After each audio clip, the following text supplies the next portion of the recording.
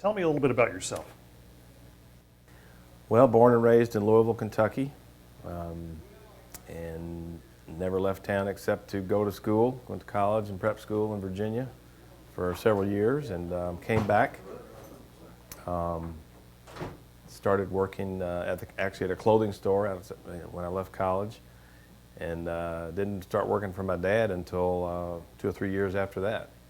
And married a girl from Louisville, and children were all born there.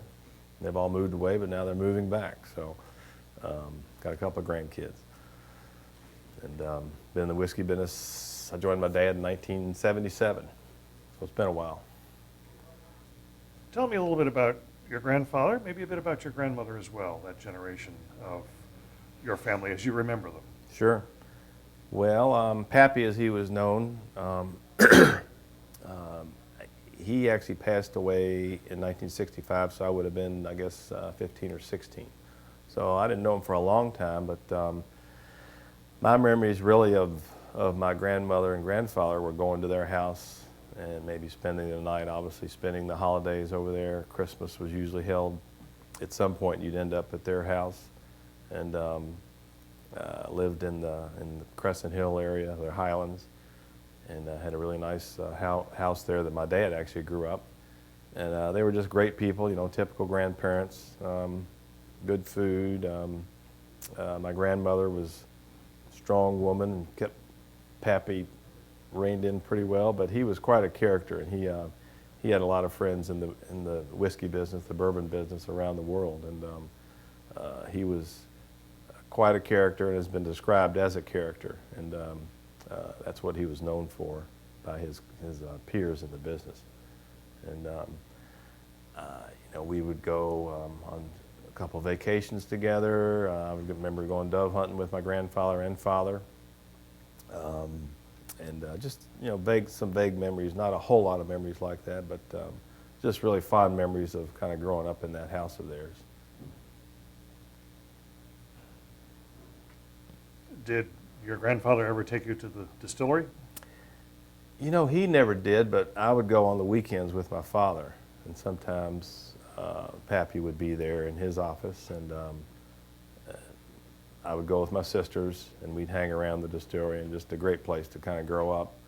I just remember as a really small child playing in the office and scooting around on the chairs on the linoleum floors in the back part of the office, and you know, just being able to run all over the whole place, and really, really neat. But the Pappy never, I don't really remember going there with him too much, but he was always around.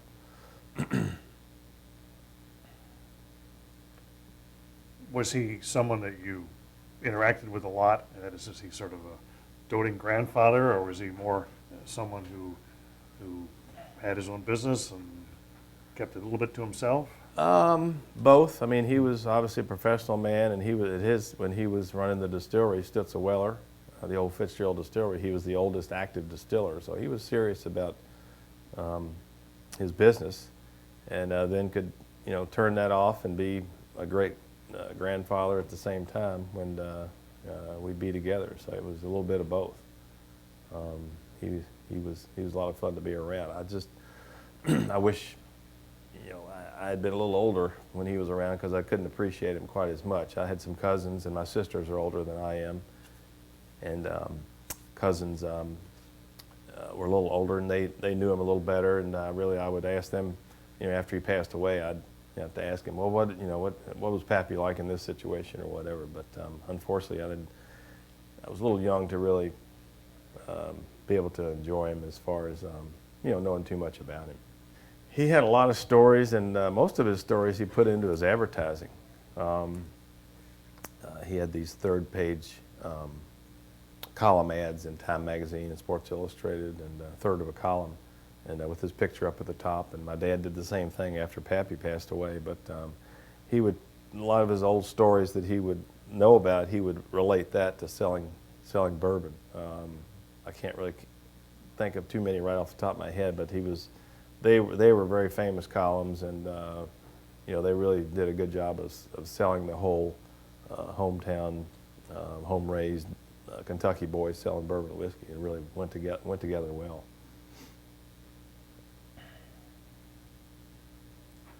Tell me a little bit about your dad. He was in the whiskey business also. What Yep. was his story? He, Whiskey. again, born and raised in Louisville, went to Princeton, and after Princeton, actually joined the Army.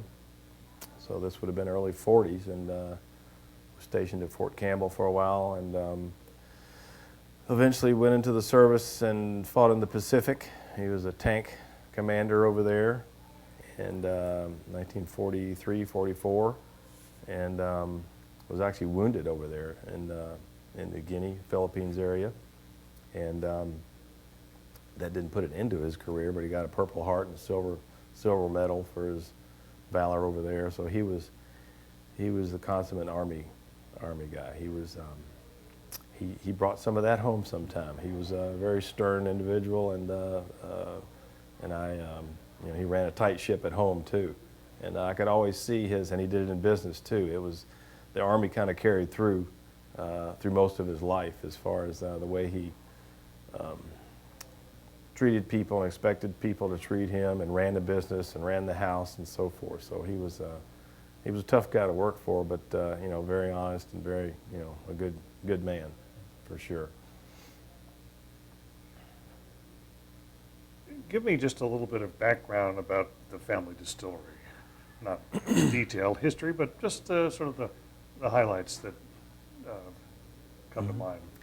Well, Pappy, I guess we'd start with him. This is what we usually talk about when we do bourbon dinners or whatever, but he started in the business, went to Center College in Danville, and was from Danville, as a matter of fact. His dad was Secretary of State in Kentucky, and Pappy went to work in Louisville from Center in 1873 as a salesman for the W.O. Weller & Sons Wholesale Company. And the Stitzel Distillery made their whiskey for them. And eventually they merged to form the Stitzel Weller Distillery. So you had the Weller Wholesale Company and the Stitzel Distillery merging together, one owning a label, and the Stitzels had their own whiskey also. And then Prohibition occurred, and the distillery was one of the few that was allowed to continue to operate during Prohibition. And after Prohibition in 1935, Pappy opened up the modern-day Stitzel Weller Distillery here in Louisville, and opened up Derby Day 1935. And he and Mr. Stitzel came along with him, and a fellow named Alex Farnsley, who was the money operator, and Pappy was the salesman of the three, Mr. Stitzel being the distiller. And they operated the distillery, and their main brand was Old Fitzgerald and W.L. Weller. And Dad, after the war, joined Pappy as a salesman first, and then worked his way up to vice president and then president as Pappy got a little older and started to retire. And operated the business, and another brand they had was Rebel Yell and Cabin Still were the other two brands they had among the four big ones. And they did a lot of contract bottling for a lot of hotels and restaurants around the country, mostly in the New York, Chicago areas. And operated the distillery. Pappy passed away in 1965, and Dad continued to operate the distillery until 1972 when he sold it. And that's when he started this old Rip Van Winkle label at that time, with some whiskey he had produced at Stitzel Weller. So to start a bourbon label, you have to have product. So he was lucky enough to be able to get some of the product that he had actually made himself, and that was the first whiskey that he put in his old Rip Van Winkle bottlings. So the first bottlings of Rip Van Winkle came out when? Probably 74, 75. It took him a couple of years. He sold the distillery in 72, so it took a couple of years to get it going. And I'm still in the same office that he started back after he sold the distillery. We still got that same office with my son. But as I say, people want to get in the whiskey business, but to do that, you either have a distillery and start making whiskey, and it takes years to obviously get product, depending on how old you want your whiskey to be, your bourbon to be. But he was lucky enough to already have something to put in the bottles, and it was a fantastic product. Back then, it was a 7-year-old old Rip Van Winkle. But that's how I got started back in the business. So now at this time, when he was getting started back in the business after the family distillery had been sold, you were, I guess, working in the clothing industry at that time. Yes. Yeah, exactly. It was doing something else, and he was kind of doing his own thing, and I was just kind of looking at it on the periphery and just seeing what he was doing. And as I say, I didn't have a great interest in it, but then as he got more into it, I could see that he traveled a lot, and I knew a lot of the people. He had the same wholesalers that he had at Stitzel Weller, so I knew a lot of those people because I actually would go on a couple sales trips with Dad when we had the big distillery, and so I knew a lot of the people that worked for him, and some of them worked for him when he changed to the old Rip Van Winkle label, and we knew a lot of the same wholesalers, so I knew some of the people in the business, and kind of got to be intrigued with it, and it was great to join him in 1977 when I did. And so what did you do as you first joined the family business? What types of duties did you have at that time? Well, since there was actually no distillery with our business, Stitzel Weller did our bottling for us. So my job was to say, and at that time we also were producing a lot of decanters. That was a good way to sell product rather than just in a regular whiskey bottle. We would put it in a specialized decanter for, say, different universities or wildlife decanters or whatever. It's just that was big in the 60s and 70s to a lot of distilleries. All the distilleries had their own labels on the decanters also, because that was, as I say, a good way to sell their whiskey. So I would basically get the production, check on the production of the bottles and the bottling, and we go to the bottling at Stitzel Weller. He had one of his old fellows that worked as the plant supervisor at Stitzel Weller. He worked for us now, so he would help us along as far as getting the bottling done, making sure it was done right, and getting the right whiskey in the bottles and so forth, and just kind of keeping track of all that. And then also actually going out around the country, mostly in Kentucky and in Louisville in the first part, but going to stores and wholesalers and having sales meetings, or selling the product once we get it bottled. So that was it was the office work, and then you go out and do the leg work in the field. But those were pretty much what we did. Just basically learning the business from the ground up. I knew the distillation part of it, but the actual selling part of it and the bottling of it was something that I was very much involved with. My dad, as being the president of a nice big distillery, you would think he would be cognizant of the fact that young people should be careful when they take a drink of whiskey. When I say young people, I mean college age. And we'd always have, every so often, we'd have friends come home from college for the Derby. And one year we're trying to smuggle in some whiskey into the infield. And of course you can't take any alcohol into the infield, but my father was right there that morning trying to help us figure out how to get some whiskey into the infield. And we found some old empty salad dressing bottles I think my mother had down in the basement that she kept for some reason, and filled those up with whiskey, and we lined our belts with these skinny empty salad dressing bottles with some whiskey, good bourbon to take into the infield. So he was right on board with helping us do that. So that always kind of amazed me.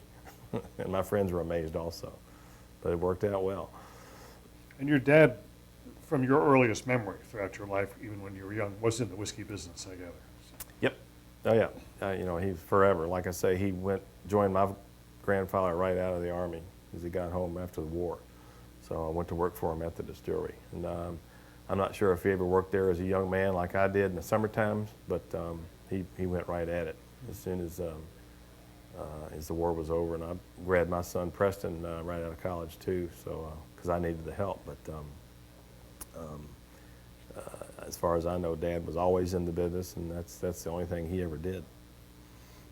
Let's talk a little bit about the development of the Rip Van Winkle brand.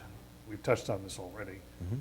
Obviously, it's an operation which your dad began a few years after the family sold the Stitzel Weller Distillery. Right. So tell me just a little bit about, again, how that began and what the early years were like. Sure. Well, the label was actually a pre-prohibition label that that he bought from the Farnsley family, who were partners with the distillery. Alex Farnsley's family owned the label. And Dad bought it in the 50s and never really produced a label under that name, the old Rip Van Winkle label, but had some mock-ups drawn, so there's always kind of stuff and ideas in the background that he always wanted to do it, but just never. I think it would have happened if we'd kept the distillery, but he always had this idea of starting this old Rip Van Winkle label. So again, he owned the rights to this label, which was, there are still bottles out there of the original old Rip Van Winkle bottling, which is owned by another family. But started it, and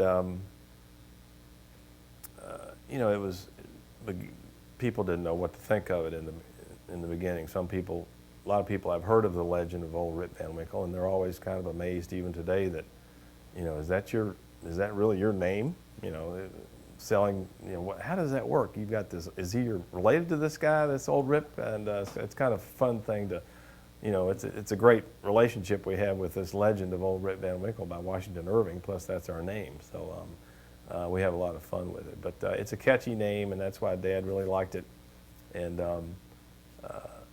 went with it, and finally got this label designed. We had a fellow who did some artwork with it for us at Stitzel Weller, and he worked for us after we sold the distillery, so he's the one that really designed a lot of our labels that are out there even today. Tell me a little bit about the nature of the Rip Van Winkle business when you first joined it. Your dad already had started the business and had been in operation for a few years. Mm-hmm. So how well known was the brand? What was the state of operation when you first began working with your dad? You know, I'm not sure of the volume. I'd have to check and see. It was tiny, a few hundred cases a year. I mean, it was just something to have fun with when it first started out. We had a wholesaler in Kentucky, maybe Tennessee. He had a good friend in Springfield, Illinois, and in Chicago that sold it. So it was basically his close friend distributors that had distributorships would sell the product for him, but I don't think it was more than 200 or 300 cases when I joined him. As I mentioned, most of the business was sold, the whiskey was sold through decanters, because bourbon at that time, and that's one of the reasons the distillery was sold, because the bourbon business was not very good in the early 70s, mid 70s. It was, you know, it was fighting light whiskey, it was fighting vodkas. Vodka was the main culprit as far as something else to take people's minds from bourbon. So it was a tough sell. So we were selling a premium product, and premium bourbons, there weren't hardly any around back then. That's what they sold at Stitzel Weller, was old 10, 12, 15-year-old whiskey, even back in the 50s and 60s. But, you know, for some reason that was bourbon hadn't really caught on at that point. It was just something that, you know, another spirit out there. So the decanter was really a good way to, you're really selling the bottle instead of the whiskey, which has always kind of bugged me. And we finally reversed that part of it. But he had the old Rip Van Winkle label and also a label called Old Commonwealth, obviously being here in Kentucky. Those were our two decanter labels we sold. And did very well with them. I mean, that was a very profitable business, and until that Dad died in 1981, and at that point the decanters were kind of starting to slow down because the price was getting higher. We had them made in Japan first, then Taiwan, then we went to Mexico, always looking for a cheaper price. Once the retail price of these decanters got to be about $49.99, that was it. The market just died. And you ask Beam or I see an Eagle Rare bottle up there. There, you know, all these distilleries that had their own decanters. That's pretty much when they died off, is when they got the retail price about $50. Mentally, it was not a good place to be for just buying a porcelain decanter. Ours were very nice. They were all hand carved and hand painted, so they weren't the spray painted type cheaper kind. They sold for some good money, but once that business died, that's when I started focusing on selling what's inside the bottle, because it was a great product and I knew it was good, and we just at that point started to get people to try the whiskey, and that's when the old Rip Van Winkle label started to take off a little bit. What was it like to work with your dad in those years? It was just a brief period of time when you and he worked together. You and he had butted heads a little bit when you were a younger man, but how did it go when you and he were now working together in the same business? It wasn't, I was still his son. He was tough to work for. He had a tight ship. So he was very specific about what he wanted me to do and how he wanted me to do it. And if I didn't do something right, I would hear about it. So it was, it was a great learning experience. I passed that on to my son now. I was trying to do the same thing, and because I didn't have a clue as to how I should be operating as far as selling whiskey and how to, manage the process from the barrel bottling and selling and so forth. It was a great. He would tell me how to do it and the correct way to do it. So the learning curve was pretty steep there for a while when I first joined him, but it was fun. We had a good time out on the road and working together. We were in the same office. We had a 2-room office. Secretary had a couple of secretaries in the other room who'd handle the paperwork, and then Dad and I were in the same room. So he was looking at me every day that I was around. How did the brand develop between the time you joined the organization and the time your dad passed away? Was there a major growth period at that time, or not? It was getting more popular as people found out about the brand, and as we expanded. We were lucky enough to be able to buy the whiskey that we had made at Stitzel-Weller. We were able enough to buy it by the barrel. They would store it for us. When Dad passed away in '81, Stitzel-Weller, Old Fitzgerald, was doing our bottling for us, and they kindly asked me to take a hike as far as they were doing our bottling for us anymore. So I had to find another place to bottle our whiskey. And there was a little place in Lawrenceburg, just down the road, called the Hoffman Distillery. And they, for a couple of years, it was no distillery there, it was just a bottling house and a warehouse. So they were mainly in decanters also, Hoffman decanters, and big business for them. And they were a very reasonably priced place to do our bottling for us. And then in 1983, when the decanter business was just about shot, they wanted to sell me the facility, and I had to have some place to buy it. To bottle the whiskey. Had no money, but went to the bank and put up some collateral, which was pretty scary, and bought this barrel warehouse and bottling facility in Lawrenceburg, and in 1983. So that's where I did all the bottling, and again, still did a lot of decanters there. The decanter business was still hanging on, but even bottled some for the people that owned it previously, bottled some of their bottles. And again, tried to focus on the label and the product, and just would do some bourbon dinners here and there to get people to try the product, and would go out and do whiskey shows or whatever, just to get the whiskey in people's mouths, just to get them to try it. Because it's always something, obviously, I believed in. I was familiar with it from day one, it seemed like. And just wanted to really promote the selling of the whiskey. And it gradually, as anything does, it starts to take hold. We just had it. We went up to a 10-year-old product after Dad passed away. Then I got hold of some older whiskey, and I progressed to a 12-year-old. And again, I did a 15-year-old a few years later, and eventually a 20, and then a 23. So it just kind of, this all progressed with ideas I had, and as whiskey became available. And back then, not having our own distillery, there was bulk whiskey available on the market, because the bourbon business still was not very good in the late 80s and 90s, early 90s. So I was fortunate enough to buy from a couple of different sources some pretty decent bourbon to put in my labels, under my bottles. So probably the breakthrough for us was my sales rep in Chicago entered our 20-year-old Pappy Van Winkle into the Beverage Tasting Institute, their tasting panel, and it got a 99. That was the highest rating that any whiskey, period, had ever gotten. So then the phone starts ringing off the hook from wholesalers all over the country ratings are it. The ratings just like wine or food or anything else. When people see ratings, What year was this? I'm thinking 96, 95. Yep. And that's when the brand started to get a little bit of attention, when you get a nice rating like that. So it's unfortunate that people didn't see it for themselves and appreciate the quality of the product before that, but it sure does help. So that's when things kind of really started to change for me.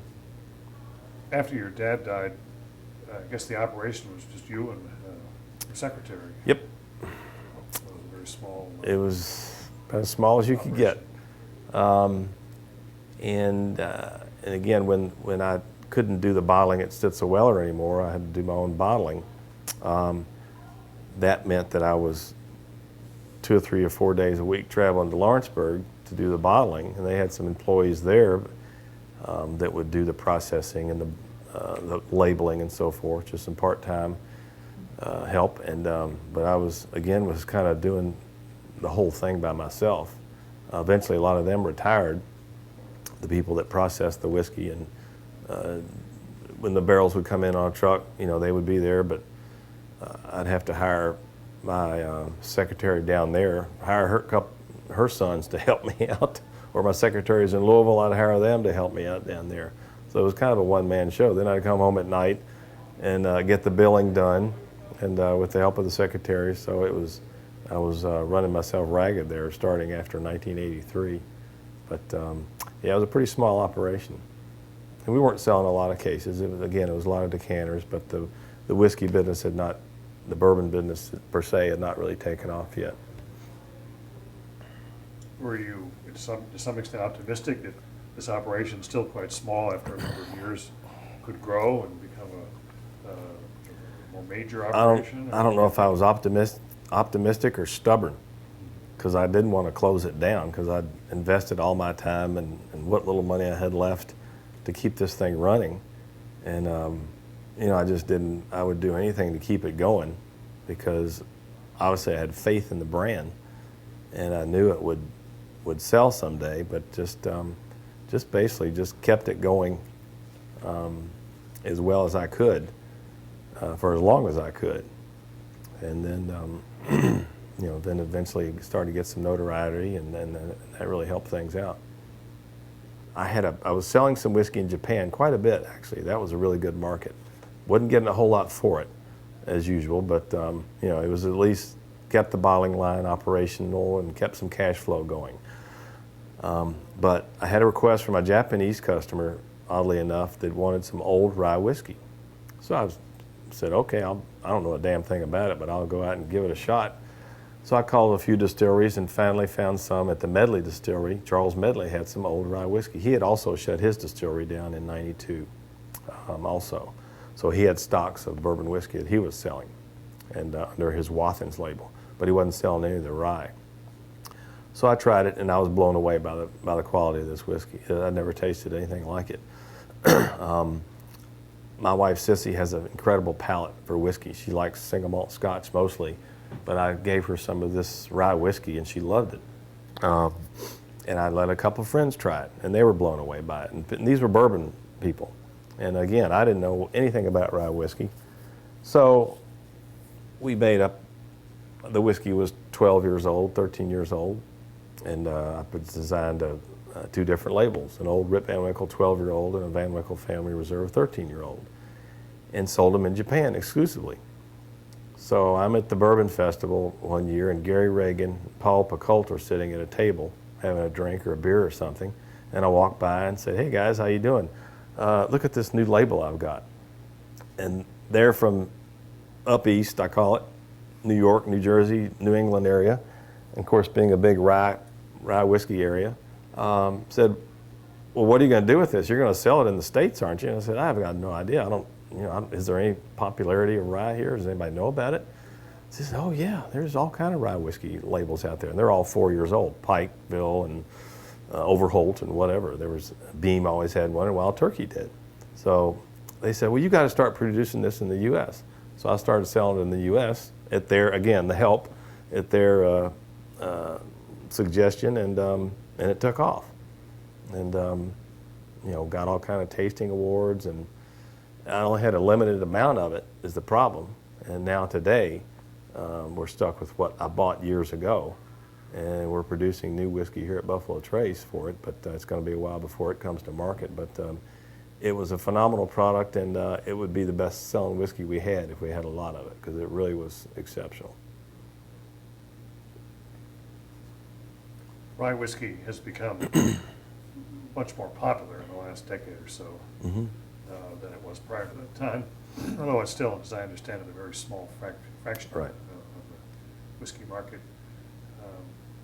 Would it be fair to say you had played some role in bringing rye whiskey back to the market as a top shelf item? I guess so, because I had the first aged rye whiskey out there. As I mentioned, everything was 4 or 5 years old, no age on the label. So I had the first old rye whiskey. Buffalo Trace put out Sazerac 18-year-old right after mine came out, so they obviously had the same idea. I think they saw that rye was something that could be sold. They had stocks of it, so they happened to be 18 years old. We do these things that we think long and hard about them for years and years, but sometimes if you have a product that's already aged and ready to go, well, let's create a label for it, and it just happens to take off. So I guess having the first aged rye whiskey was kind of really when this whole rye thing started. I think there was a lot of them pop up because rye whiskey was available, sitting in the warehouses.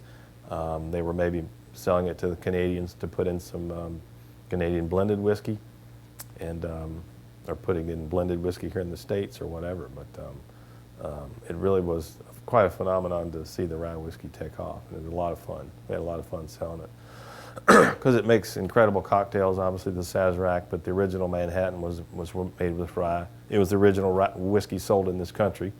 The Europeans started making rye up in Pennsylvania, Maryland. So it's good to see it come full circle back to the popularity of rye. Let's talk a little bit now about your affiliation with Buffalo Trace Distillery, which began some time ago. Tell me a little bit about how you got the idea to pursue that.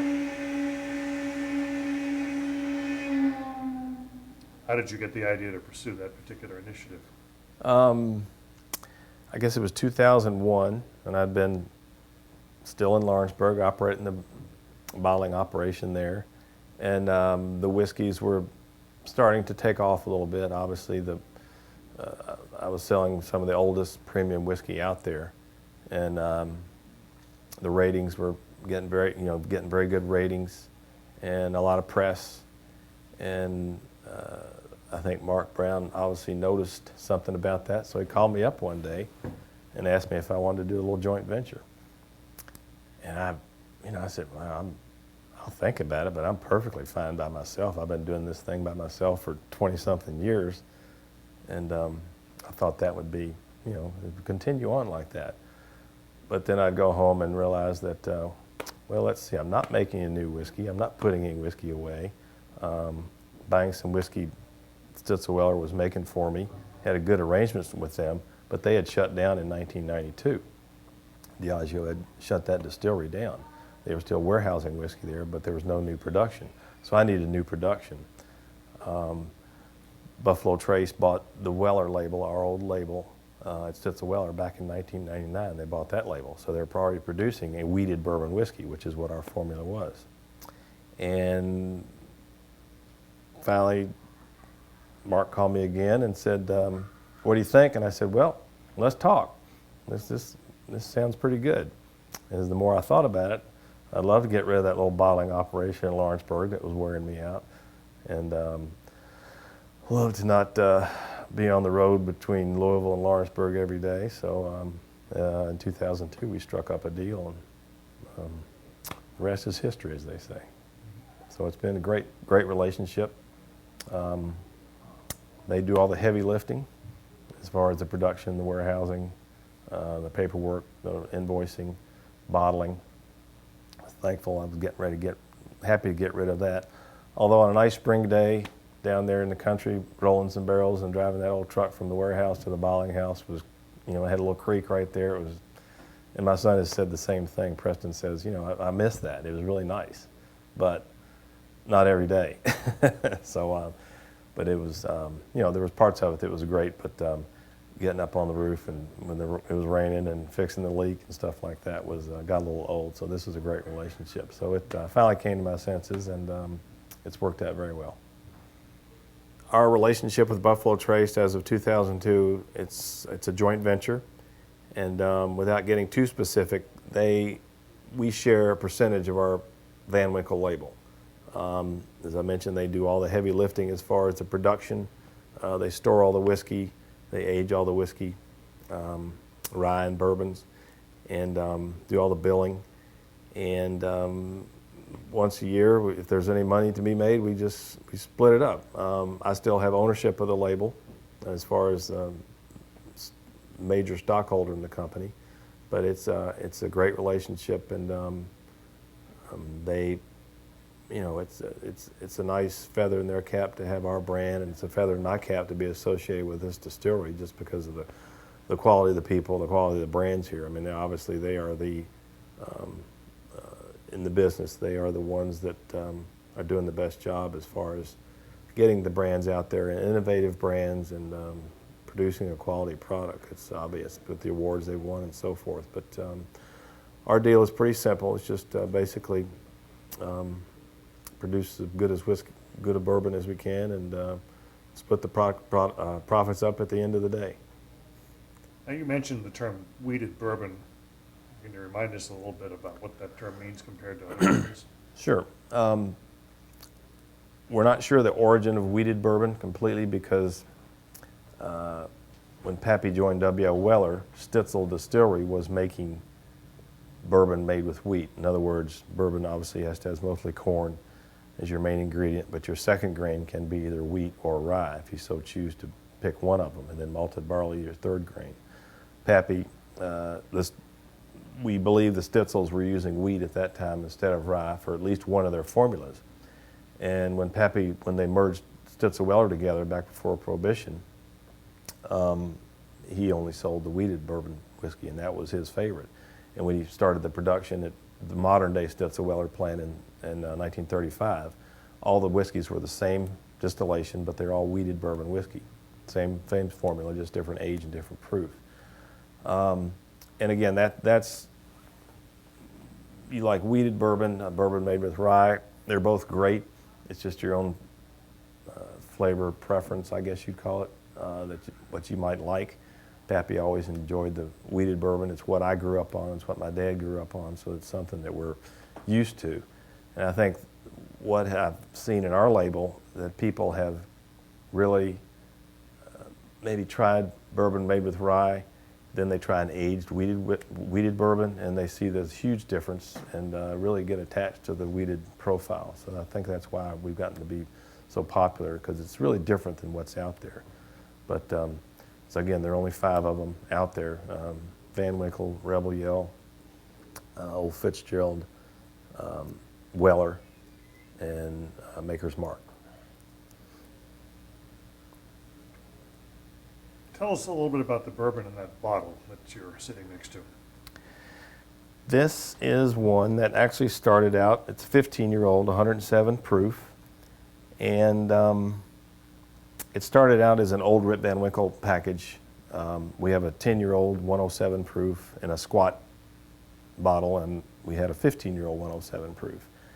And they were confusing on the shelf. It was confusing, and people, why, that one's $22 and this one's $35. What's the difference? Oh, there's a different age. Okay. So I just decided to change the product, the packaging. And I don't have a whole lot of pictures of Pappy, but this one on the back is a picture of him at 18 years old when he started working for the Wellers. So I said, I'd love to use that picture in a package. So I changed the package and to the Pappy Van Winkle, which is the most famous label we have. So we have a 15, a 20, and a 23. But this 15-year-old, for some reason, our formula, bourbon really changes as it matures, obviously, and you get different flavor profiles as it gets older. It's kind of like this. At 12 years old, at 10 years old, it's pretty good. At 12 years old, it's really good. 13, 14, 15, it kind of has a little flat. I mean, 13, 14, a little flat. But when it gets to be 15 years old, this whiskey has incredible vanilla and caramel, and it's got some orange notes in there that are just, it's just incredible whiskey. It really is. A lot of people really enjoy this 15-year-old. It's just, for some reason, is a really nice age. And the 107 proof is something that our family's always used. We had back with Stitzel Weller, we had a 7-year-old 107 proof W.O. Weller, and it was called barrel proof because it was put in the barrel at that proof, and very little water was added. As the whiskey went up in proof in the warehouse, very little water was added to bring it back down to 107 proof. So it was really smoother. The less water you add to some of these bourbons as you age them, as you get ready to bottle them, the smoother it'll be. So if you add a lot of water to it, sometimes it gives it some harshness. So this 107 proof is what we call pretty much a barrel proof, and it really is. That would be our most popular label if we had enough of that whiskey. Like the rye, it would be very popular. We just have very little of it. But it's my favorite, and it's my son's favorite, and a lot of people's favorites. I think it's your favorite as far as the wheated bourbon whiskeys, but it's just right. It really is. It's an amazing level of flavor to it. Obviously, I like older whiskey, older bourbons. The wheated recipe really doesn't take off until it gets older. The younger wheated bourbons are a little rawer. They just don't have the finesse of the older bourbons. You can produce a young rye whiskey that might be a little more pleasing to some, but really, until the wheated recipe bourbons age at least 10 years, hits about 10 years, then it starts to really take off. The idea about a wheated recipe is that the wheat in the formula doesn't pick up as much of the oak, as much of the char in that charred new oak barrel, so it ages more gracefully, as we like to describe it. And that's what's going on with this whiskey when it's in the barrel. As it gets older, it gets smoother. When we do these tastings, we usually have 4 different flights of different ages, and people realize as it gets older, as you get up to the 20-year-old, we call it butter whiskey because it's so soft on the tongue and so smooth. Does not pick up as much of the wood as a bourbon made with rye. If you aged a rye recipe and a wheated recipe together in the same warehouse right next to each other and tried them in 20 years, you'd see the difference. It's very obvious. The rye bourbon tends to pick up more of the wood, a little bit harsher, obviously a lot more spicy. This was softer on your tongue. It's like rye bread versus wheat bread. Same idea as far as the grains we use in the whiskey. So it's that's what, as again, bourbon made with rye is great, but our flavor profile, we prefer the wheated recipe, and it seems to be what a lot of people have noticed and really enjoy. But as it does get older, it doesn't pick up quite as much of that wood. Now, as with any bourbon, it's going to hit a point where it starts, we call it going over the hill, where it gets too woody. And that's why you don't really see too many bourbons over 23, 25, 27 years old, I think is the oldest one out there now. I've tried a 30-year-old before, and I don't care who made it, it's not going to make the trip very, very gracefully. Where would you want in a warehouse to store your barrels if your plan is to age them for of order 20 years? We get Ronnie here at Buffalo Trace to put ours in the first 2 or 3 floors, middle floor at the highest, because we want it to age slower. Our entry proof is lower. We put less alcohol in each barrel. Our proof is lower than the rye recipes they use around here. We've always done that. We did at Stitzel Weller. Entry proof was very low, so you have less alcohol in contact with the wood at a cooler temperature for those many years. So we like to keep it on the cooler floors. Let it just kind of not get too hot, not get too much wood. We are basically still using the Weller recipe. Our barrels, again, are stored in a different area than the Weller, so you're going to have a little different product at the end of the day. And our relationship also with Buffalo Trace is Preston and I get the pick of the best of the barrels. We have the first pick of the wheated whiskey, so obviously we taste every barrel before we bottle it. So we'll pick our group of barrels that we want. If there are any dogs in that bunch of whiskey barrels, we'll just throw those out, and they may use them in another product or a Weller product or whatever they so choose to do. But we get the first pick of all that production. But again, basically, it's just the barrel aging is different. We've experimented with some different entry proofs and distillation proofs also, so that's going to be fun to see what that's like someday. So we're always, this is the experimental distillery, so we're always tinkering around to find to try and improve it. But it's basically what the Weller recipe. Now, you've been in the bourbon industry for over 30 years. What would you say are one or two of the biggest changes you've seen in the industry over that time? I guess it's got to be the popularity of the product. I'm not sure exactly how it happened, but it seemed to, for some reason, single malt scotches in this country have always been popular, and they get a lot of money for it, and bourbon has always taken a back seat. These single malt enjoyers, I call them, they, I think, started to notice the bourbon whiskeys, the aged bourbon whiskeys that are out there, and at that point the popularity took off, and then the distilleries met the demand to produce older whiskeys. You see more older whiskeys now than older bourbons than obviously before, and that seems to be what people really at the flavor profile of the not only American public but all around the world really enjoys the aged bourbons. It's obviously a lot more finesse, a lot more character than the younger ones. So they just kind of gradually word of mouth spread and became more popular. And now most distilleries are short of stock,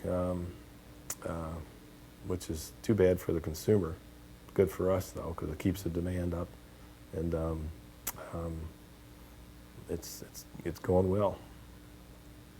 We're at about 5,000 or 6,000 cases, which doesn't go very far at all. I guess I should explain how our allocation works, but every year, there's a lady here at Buffalo Trace named Christy Hill who's a genius, and she has this barrel model, and our business plan is 23 years long, so take that in mind when you start to do a business, because our whiskey is anywhere from 10 to 23 years. So she knows how many barrels we can bottle, say, next year. So once we get that bottled, let's say we have 300 cases of 10-year to sell, we have to chop that up into, say we have 30 distributors, we'll chop that up and say, okay, this distributor in Kentucky gets so many cases, this one in New Jersey gets so many cases. And we do that twice a year. The major part goes out in the fall, and a smaller allocation goes out in the spring, just released. So the distributors immediately call us up and say, is this all we got?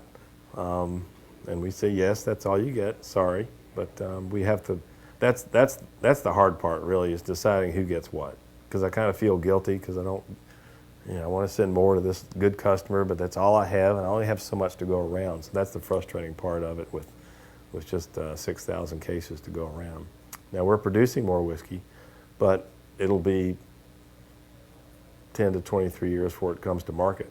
So I won't be around to see it, I guess, but hopefully we'll be up around, we may produce 15,000 cases some year, but we'll never be big. We'll never be big.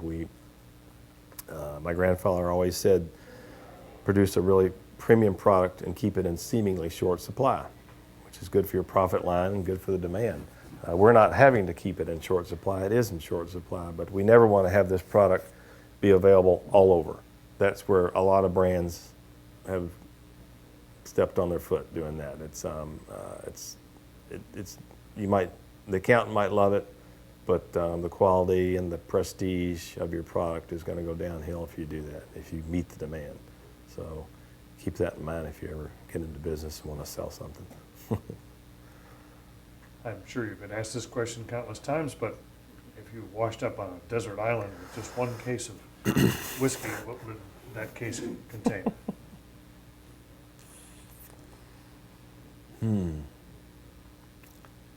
Probably some very extra old 15-year-old 90 proof Old Fitzgerald. Best stuff on the planet. We did some bottling of some old Stitzel-Weller barrels when I've had the Lawrenceburg place, and I've still got some 19 and 20-year-old, which is really good too, of that old whiskey. But I'd say that 15-year-old would probably be what I'd like to go out on. Now, I was recently told that Elmer T. Lee enjoys often his bourbon with Sprite, and so I ask you the same question: how do you enjoy your bourbon? It's not with Sprite. Okay.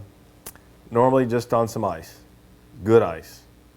I've become an ice snob now because there's people say I like really cold ice, and they say, "What are you talking about, cold ice? Ice is cold."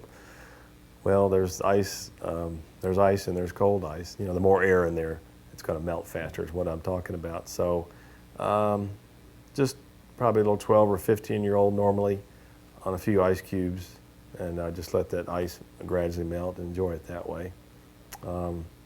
Nothing better than a good old-fashioned too, if you don't mind doing a little work. But normally it's going to be on some ice because that's what I'm used to. And my dad used to put a twist of lemon around the rim too. Occasionally do that just to jazz it up.